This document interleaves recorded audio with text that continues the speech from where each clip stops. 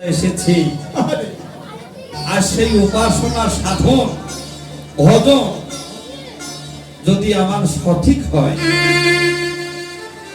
তাহলে বাবা সেই মধুমাখা রূপ কিন্তু বাবা তার দর্শন হয়।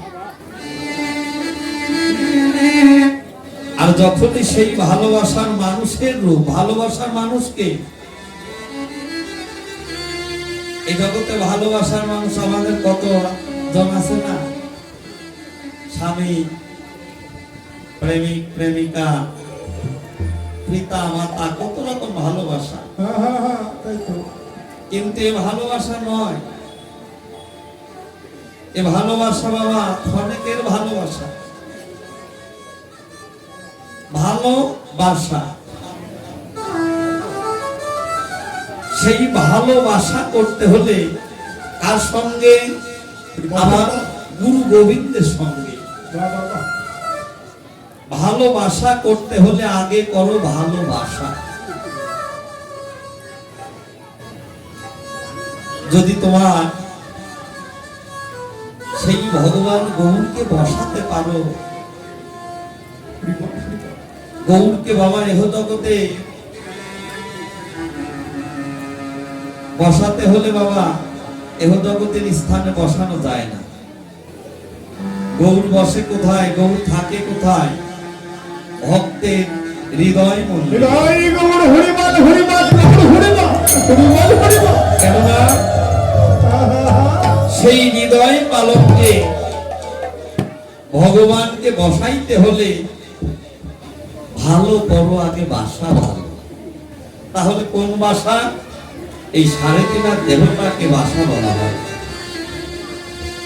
কেননা বাসায় যদি অপরিষ্কার থাকে, অপবিত্র থাকে, পরিপূর্ণ পাপ থাকে, অপরাধ থাকে, তাহলে বাবা সেই বাসায় কিন্তু ভগবানকে বসানো যায় যায়। কেননা আমরা সংসারে, মায়া সংসারে বাস করে কত মিথ্যা কথা, কত লাঞ্ছনা গঞ্জনা, কত মানুষের সাথে কত রকম দুর্ব্যবহার করছি না? 100টা কথা বলতে গেলে দেখা যায় 20টা কথাই আমরা মিথ্যা কথা বলি। পাপে পরিপূর্ণ।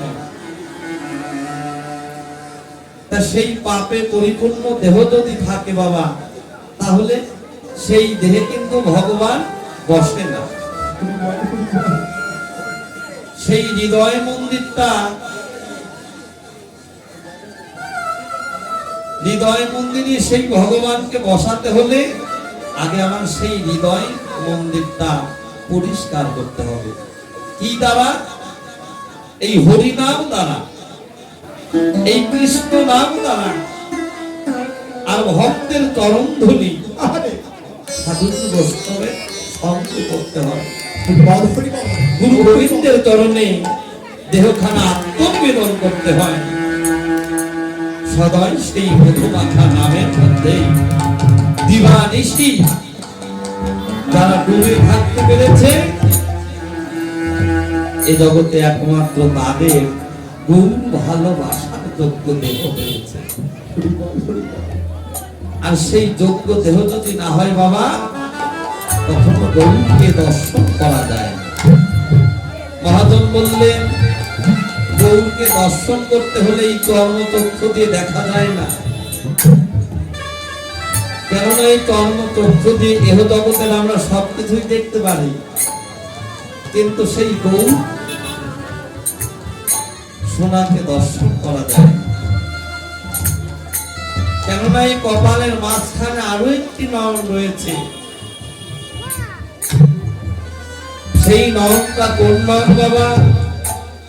সেই নয়নটা হলো ভক্তির নয়ন, সেই নয়নটা হলো উপাসনার নয়ন, সেই নয়নটা হলো ভজনের নয়ন, সেই নয়নটা হলো সাধনার নয়ন। একমাত্র সেই নয়নটাকে বলা হয় দিব্য নয়ন। তা বাবা সেই ভক্তির নয়ন যদি আমার প্রস্ফুটিত না হয়, সেই রূপকে আমি দর্শন করতে পারবো? যদি সেই রূপ দর্শনই নাই করতে পারে, আমি কিসের মানুষ? যাকে ভালোবাসবো বলে, যাকে দেখবো বলে, যার আরাধনা করবো বলে আমরা জগতের লোকে কথা দিয়ে এসেছি, কিন্তু আজ এই মায়ার সংসারে পড়ে, মায়ার কবলে পড়ে আজ তাকেই আমরা ভুলে আছি। তাহলে বাবা, এই মানব জনম কি ধন্য হবে? মানব জনম বড় সাধনার জনম না? এই জনমটা তো আমরা এক জনমে পাইনি, ৮০ লক্ষ জন্মের পর ৪ লক্ষ জন্ম পেয়েছি। এই হলো ৭৯ জনই ভ্রমণ করে পেয়েছি এমন দেবের দুর্লভ মনুষ্য জন্ম।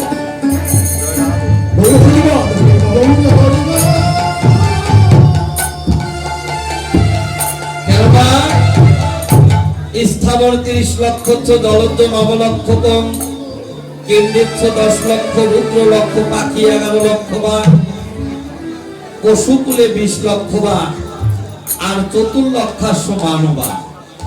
এতশো ভুবনং কিন্তু দ্বিজতম পূজয়তে জন্ম ৭ কৃষ্ণ ৭ বিধায় মান বিধায় অহংকার।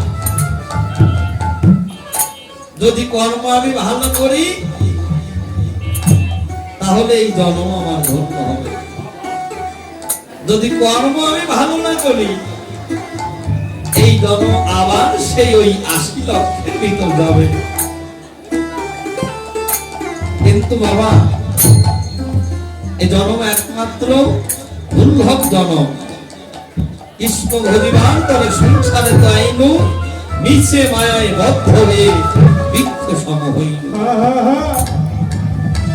তাহলে বাবা, আমরা কৃষ্ণ ভজন করবো বলে, গৌ ভজন করবো বলে আমরা ধরায় এসেছি, কিন্তু তাকে ভজন সাধন না করলে বাবা, আমাদের সেই নয়ন, সেই ভক্তির নয়ন কখনো উন্মোচন হবে না। আর যদি সেই ভক্তির নয়ন উন্মোচন না হয়, এ জগতে আসা যাওয়াই হবে একমাত্র আমার স্থান। তাই মহাজন বললেন, বড় আনন্দ হলো কি দেখে? সেই গৌরের মূর্তি দর্শন করে জগৎ জনার অর্থাৎ বিশ্ব জগৎবাসীর আনন্দ হলো। বাবা, এই জগতে সবাই নয়নে দর্শন হয়, সবার নয়নে দর্শন হয় না। যদি সবার নয়নে দর্শন নাই বা হবে, তাহলে আনন্দ হবে কি করে বাবা? মহাজন বললে, আনন্দ হয় কাদের, আর দর্শনই বা হয় কাদের? হলো তাদেরই আনন্দ। তাদের যারা রসে ভাসে, প্রেমে ডোবে, হাগুল হাগুল বলে এ জগতে তাদের হয় আনন্দ। এটা কেমন কথা? যারা রসে ভেসে যায়, কোন রস? এ রস কোন রস? জগতে আমরা কত রসের কথাই শুনি, তাই না? ফলের রস, আখের রস, খেজুরের রস, ফলের রস, এই রস। মহাজন বললেন, রসে ভাসে গৌর প্রেম, তাদেরই আনন্দ। তাহলে বাবা, এই রস নয়। এহ জগতের রস সেবা করলে এই দেহটা ভালো থাকে, কিন্তু এই রস সেবা করলে ওই রসে ভাষা কখনো যায় না। তা সেই রসে ভাসতে হলে সেই রসটা হলো মধুর রস, উজ্জ্বল নীলমণি রস। সেই রসে বাবা যারা একবার গুরু কৃপা বলে ভাসতে পেরেছে, একমাত্র তাদের হয় আনন্দ। যারা রসে ভাসে তাদের আনন্দ হলো, কিন্তু যারা প্রেমে ডোবে তাদেরই হলো আনন্দ। রসিক ভক্ত রসে ডুবে ডুবে বললে, আমার গৌরের সেই রূপ দর্শন করে জগতে আনন্দ হবেই বা না কেন রে? সে যে বিলাস রসে পরিণতি, রূপে রসে আছে মাখামাখি। আমার গৌরের শুধু রূপ তো নয়, যেন রূপের সনে রস মিশ্রিত আছে, রূপে রসে আছে মাখামাখি। তাই তো বাবা, যারা একবার দেখেছে ওই রূপ নয়নে, যারা একবার হেরেছে ওই রূপ নয়নে, তারা কি আর ঘরে রইতে পারে? এ জগতে তারা ঘরে রইতে পারে না বাবা।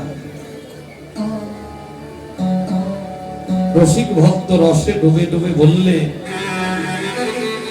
এ জগতে যদি কোনো ভাগ্যবান ভক্ত কিংবা পুরুষ কিংবা নারী গুরু চরণ আশ্রয় করে গুরু গোবিন্দের চরণে সর্বোচ্চ অর্পণ করে দিই, যারা আমার মধ্যে কিছু রাখে না, দেহ মনোপ্রাণ জীবন ও যৌবন যা কিছু আছে সর্বোচ্চ গুরু গোবিন্দের চরণে যারা অর্পণ করে দিয়ে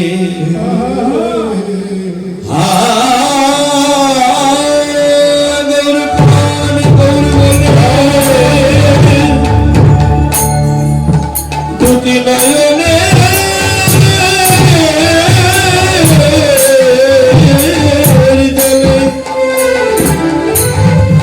এসে যায়, একমাত্র সাদর শব্দ করে কোনে ভক্তের শব্দ করে কোনে শব্দ করে হাগল প্রাণে গৌর বলে, তারা ভক্তের তরফে লুটিয়ে পড়তে পারে। এ জগতে কিংবা পুরুষ কিংবা নারী, একমাত্র সেই ভাগ্যবান ব্যক্তি আমার গুরু গোবিন্দের সেই রূপ দর্শন করিতে পারে। আর একবার সেই রূপ যারা দর্শন করে, এহ জগতের সংসার কর টাকা পয়সা ধন সম্পদ বিষয় বাসনা কোন কিছুর প্রতি তাদের লালসা থাকে না। একমাত্র যারা ওই হরি নামের নামামৃত আহার, হরি নামের নামামৃত আহার যারা পান করেছে, এ জগতে তাদের এই ভবের ক্ষুধা দূরীভূত হয়ে যায়। তারা এহ জন্মে নাই জন্মে জন্মে আবার গুরু গোবিন্দের চরণে সর্বোচ্চ সঁপে দিয়ে দুটি নয়ন জলে ভেসে ভেসে বলে, হে ভগবান গৌর হরি, তুমি একবারে কৃপা করে তোমার ওই রাতুল চরণে আশ্রয়। শুধু তাই নয়, হে গৌর হরি, গৌর হরি, তোমার সঙ্গ পাইবা না পাই, হে ভগবান গৌর হরি, আমরা যেন তোমার ভক্তের সঙ্গ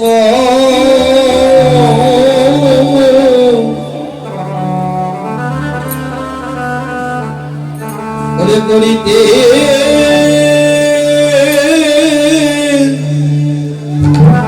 করিতে পারি।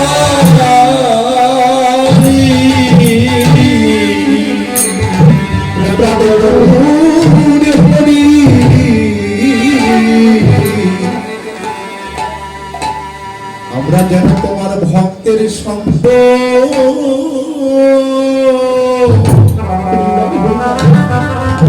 ভক্তের সঙ্গ যেন করিতে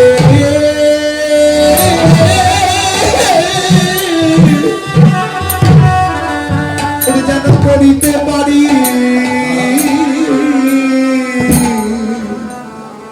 আমরা তোমার সঙ্গ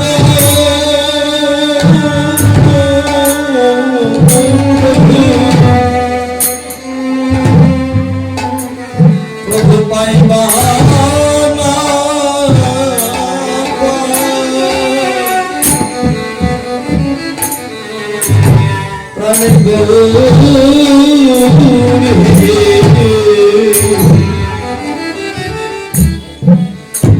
আমরা যেন তোমার ভক্তের সঙ্গ আমরা করিতে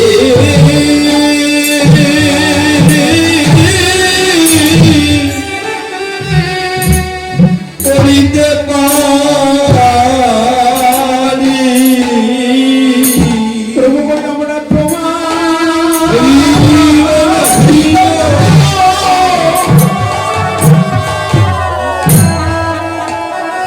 প্রভু আমরা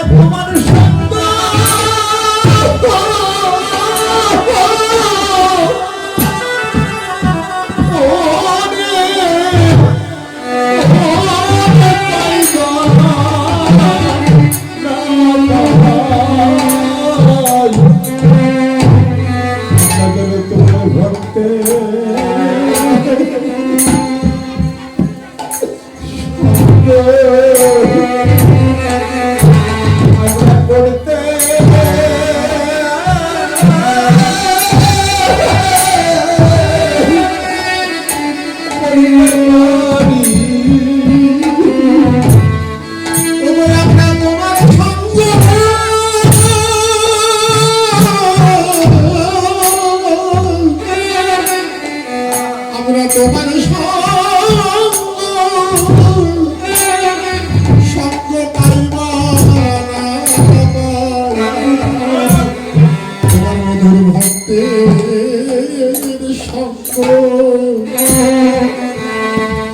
ভক্তের সঙ্গ যেন করিতে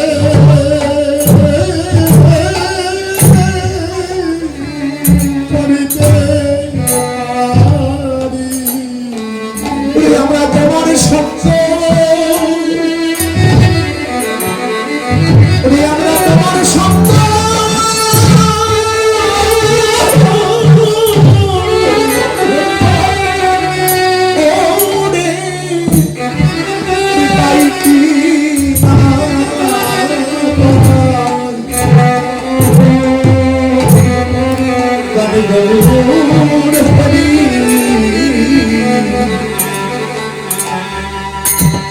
ভক্তের সঙ্গ যেন করতে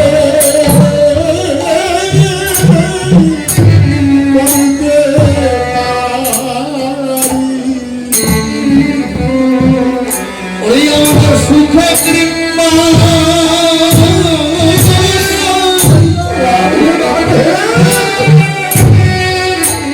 আমরা সুখে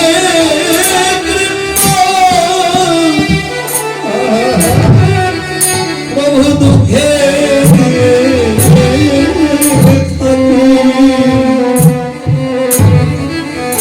মানে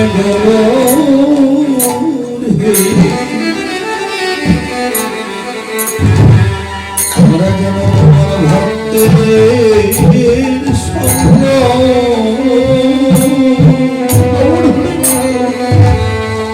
ভক্তের সঙ্গ করিতে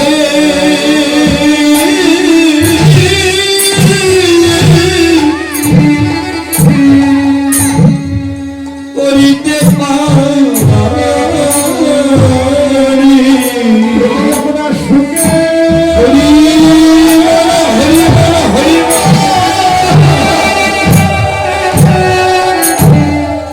প্রভু আমরা সুখে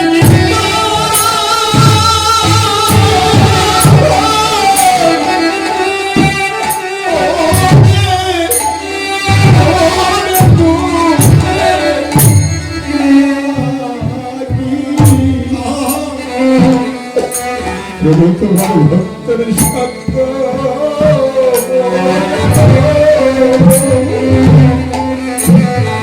সঙ্গ যেন করতে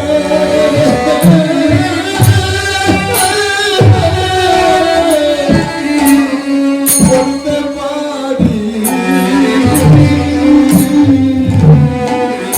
ওই আমরা গৃহে কেমন কিংবা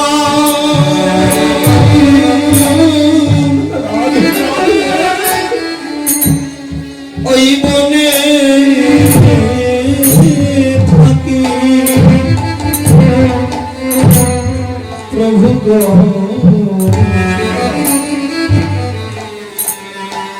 আমরা যেন তোমার ভক্তের সঙ্গ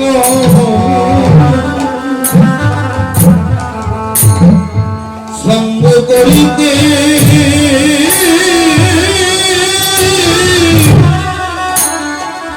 করিতে পারি আমরা গৃহে কিংবা ওরে আমরা গৃহে কিংবা মনে থাকি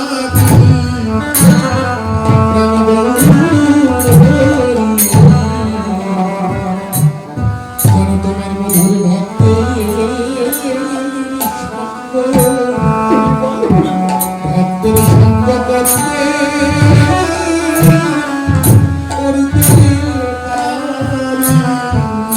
কেন না প্রভু তোমার ভক্তের সঙ্গ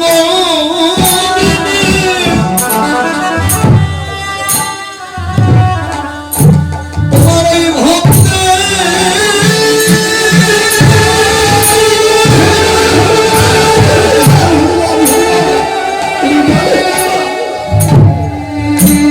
তোমার এই ভক্তের সঙ্গ বিনে আমার কিছু ভালো লাগে না। প্রাণে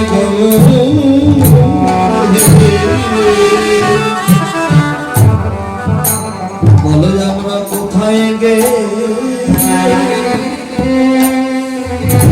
তোমার ভক্তের সঙ্গ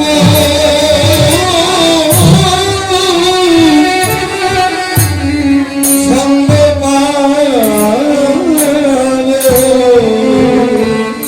তোমার সঙ্গ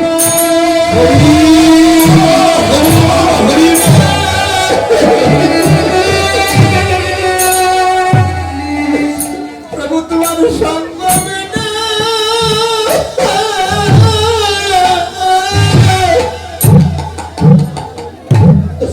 ওরে কিছু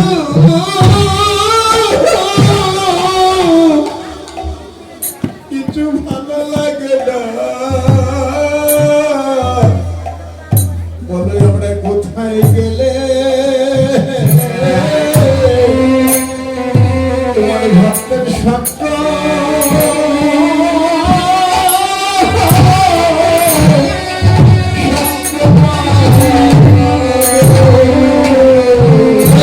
এই প্রাণে কাঁদে সদা রাধে রাধে রাধে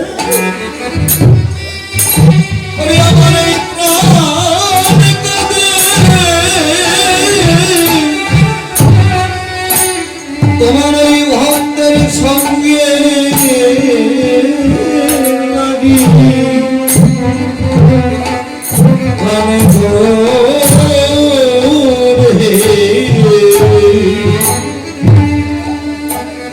বলো আমরা কোথায় গেলে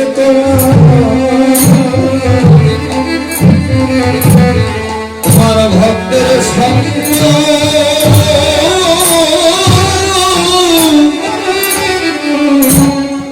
সঙ্গ পাবো আমার এই প্রাণে কাঁদে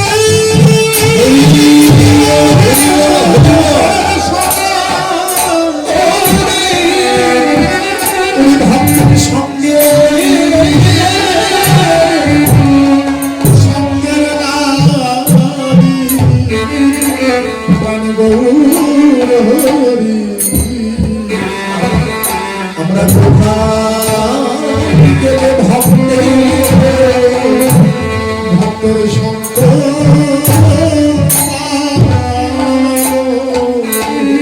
জগতে ভক্ত কারা বাবা ভক্ত প্রকৃত যারা ভক্ত বাবা সেই ভক্তের মধ্যে কোনো চাওয়া পাওয়া লোভ লালসা বিষয় বাসনা আত্ম অহংকার অহমিকা কামভিকতা তার মধ্যে কোনো কিছুই থাকে না বাবা।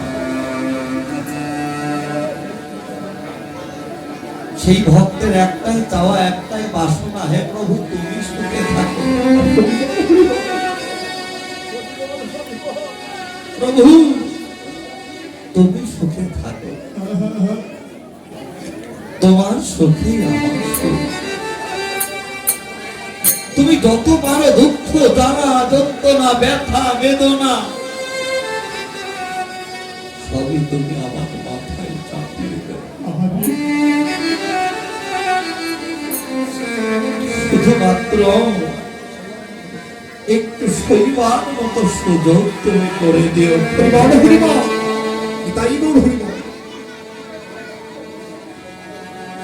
কেননা দুঃখ দিয়ে যাদের জীবন গড়া, এ জগতে তাদের আবার দুঃখ কিসে? প্রকৃত ভক্ত যারা বাবা, তারা ভগবানের কাছে কোনোদিন কিছু চায় না, না চাইতেই তারা অনেক কিছু পায়। ভগবান বললেন আমি সব সইতে পারি, এ জগতে আমি সব সইতে পারি, কিন্তু আমি দুটি জিনিস সইতে পারি না। একটা হলো ভক্তের অহংকার, আর একটা হলো ভক্তের নয়নের বন্যা। যে ভক্ত বলে আমি রাজা, আমি জমিদার, ধন ঐশ্বর্য, আমার কোনো কিছুর অভাব নেই, যদি সে বাবা রাজভোগ দিয়ে আমার গোবিন্দের সেবা দেয়, ভগবানের সেবা দেয়, যতদিন ওই মাথাটা একমাত্র আমার সাধু বৈষ্ণবের চরণের নাম হবে,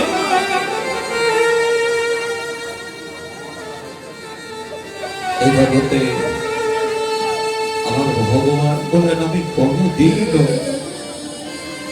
ওই দিকে আমি ফিরেও তাকাই না। ভক্তি দার কৃষ্ণ তার সর্বশাস্ত্রে কয়, ভক্তি না থাকিলে বাবা কৃষ্ণ দেখিলেই কি বা হয়?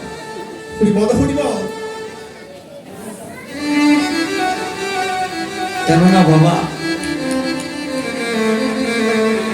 পাপ মোচন করার জন্য আমরা গঙ্গায় যাই। গঙ্গায় ডুব দিলে কি হয় বাবা? বাহিরটা পরিষ্কার হয়, কিন্তু ভিতরে কি জল যায় বাবা? ভিতরে কি জল যায়? ভিতরটা পরিষ্কার হয় কি দিয়ে? কেননা মন বুদ্ধি আত্মা,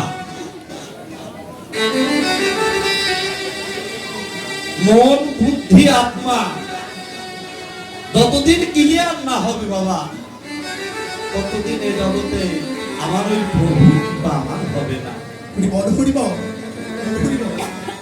মনটা কিসের দ্বারা তৈরি হবে? জ্ঞানের দ্বারা, ভক্তির দ্বারা। আর বুদ্ধি কিসের দ্বারা বাবা? বুদ্ধিটা হলো ভক্তির দ্বারা। আত্মাটা পরিষ্কার হবে কিসের দ্বারা? যেদিন বাবা এই দেহের মান অভিমান ভুলে গিয়ে গুরু গোবিন্দের চরণে যেদিন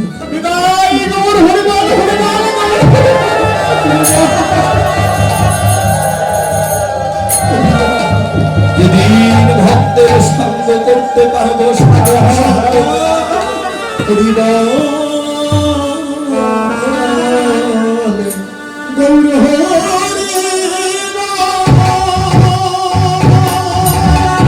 যেদিন শ্রবণ কীর্তন শ্রবণ করতে পারবো, যেদিন আমার এই 10টা ইন্দ্রিয় আমি বশীভূত করতে পারবো, 6টা রিপুকে যেদিন আমি জয় করতে পারবো, একমাত্র বাবা সেই দিনই ভগবানের কৃপা আমি লাভ করতে পারবো।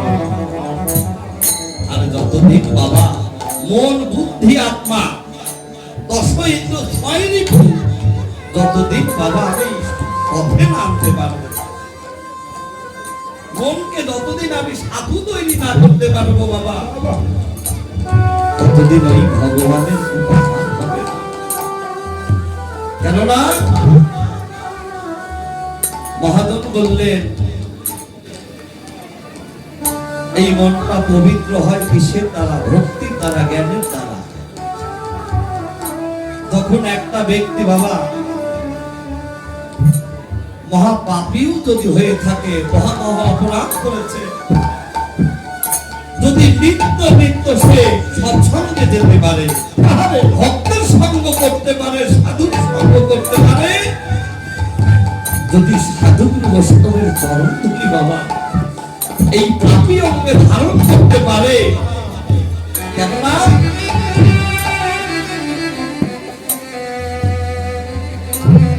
গঙ্গা এই বৈষ্ণবের ধুলি যদি করে গঙ্গার জলে, সেই গঙ্গাও পবিত্র হয় তা ভাগবতে।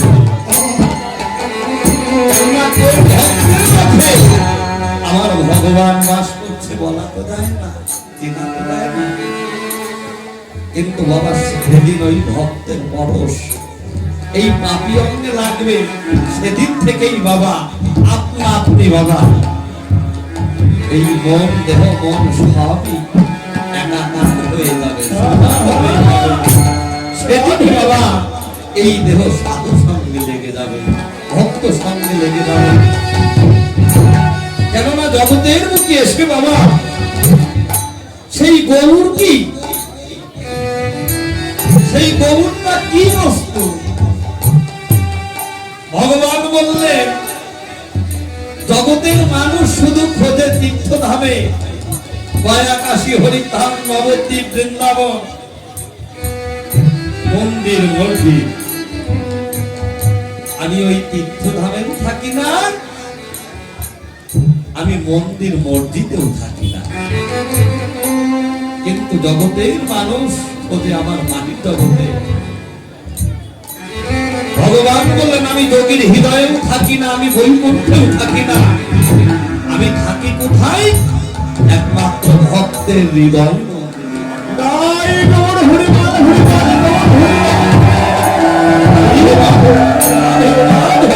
এ জগতে আমার ভক্তরা কখনো বাবা নিজের এই হৃদয় মন্দিরটা কোনদিন খুঁজে দেখি। তাই তো বাবা ভগবান বলা তো সহজ কথা নয়। ভগবান পেতে হলে গুরুচরণ আশ্রয় করতে হবে। কলির যুগের ভগবানকে গৌরাঙ্গ মহাপ্রভু, যিনি গৌরাঙ্গ মহাপ্রভু, সেই ভগবানেরও এই কলির যুগে তার 5 জন গুরু ছিল। ভগবানেরও 5 জন গুরু ছিল বাবা। স্থলের গুরুকে পিতা মাতা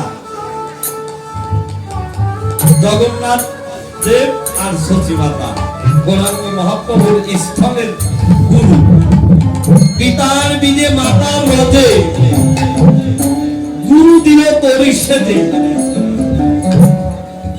মায়ের 4 বাবার 4, গুরু দেওয়া হলো 10। এই 18 মোকামের মধ্যে ফেলে মহারস। আমরা বলি, আমার বাবা বলে, আমার মা বলে সন্তান আমার, এই সন্তানটা আমার, এই মেয়েটা আমার। না, তুমি একা আনতে পারোনি। পিতার 4, মায়ের 4, পিতার বীজে মাতার রথে গুরু দিল তরিষেদে, মায়ের 4 বাবার 4,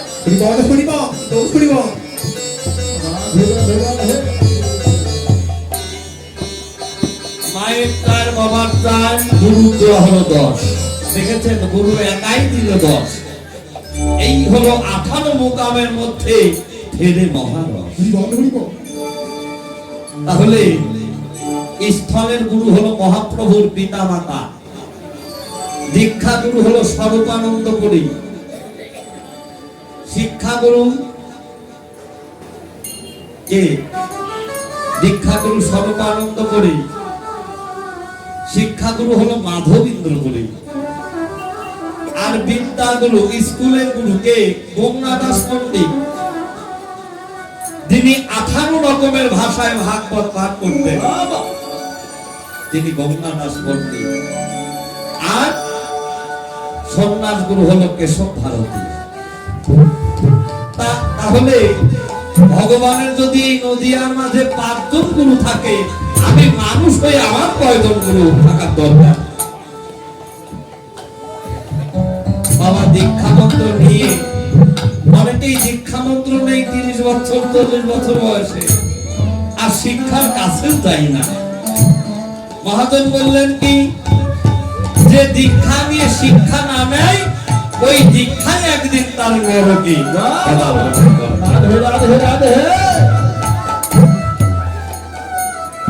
এই তো হে সাধু বৈষ্ণব, গৌর ভজন করতে হলে ভগবান নিজে আচার্য ধর্মজীবকে শিখালেন, হে জীব, তোমরা যদি আমার সান্নিধ্য পেতে চাও, আমাকে যদি দেখতে চাও, তাহলে গুরু গোবিন্দের কৃপা হয়ে তোমার হৃদয় মন্দিরটা একবার খুঁজে দেখো, তাহলেই তুমি আমার দেখা পাবে।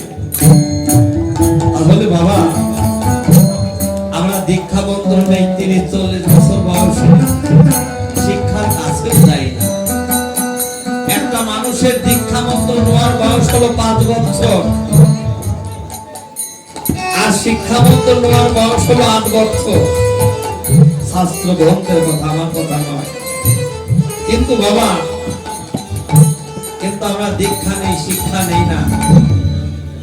বৃন্দাবনের অপ্রাকৃত নবীন মদন কাম বিষ কাম গায়ত্রীর একমাত্র সেই ভগবান চরণ লাভ করতে হলে, মানব জন্ম ধন্য করতে হলে, সেই কাম বিষ কাম গায়ত্রী আমাকে উপাসনা করতে হবে, আমাকে পাঠ করতে হবে, আমার সেই বাতাবরণ মন্ত্রটা আগে জানতে হবে।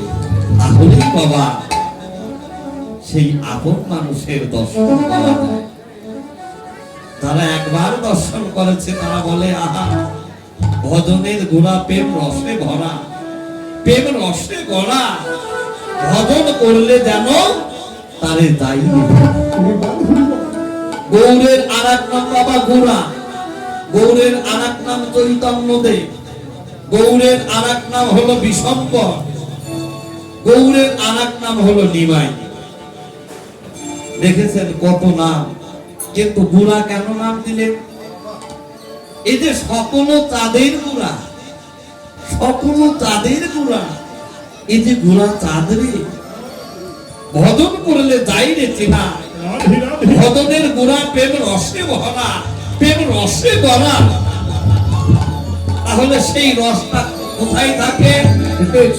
সেই রসটা থাকে বাবা এই দেহের মাঝে। সেই রসের মধ্যে নাই কোনো লোভ লালসা, নাই কোনো চাওয়া পাওয়া, নাই কোনো আত্মীয় আত্মসুখ, নাই কোনো কামের গন্ধ। সেই রসটা হলো মধুর রস, পবিত্র রস। সেই রসে যারা নিত্য নিত্য আমার গৌরকে যারা গড়াইতে পারে, গৌরকে যারা গড়াইতে পারে, সেই রসে তৈরি করতে পারে, একমাত্র তারাই তো ওই রূপ দর্শন করে নিত্য নিত্য। সেই রূপ দর্শন করে সে যে আর ঘরে রইতে পারে না, তার এই ঘর হয়ে যায় একমাত্র জঙ্গল, আর ওই জঙ্গল হয়ে যায় একমাত্র তার কাছে ঘর। সে যে পথে পথে কেঁদে বেড়ায়, গৌর বলে, গৌর বলে দুটি বাউরে দলে ভেসে ভেসে কেঁদে কেঁদে বলে, হে প্রভু গৌর হরি, আমি কোথায় গেলে তোমার সঙ্গ পাবো?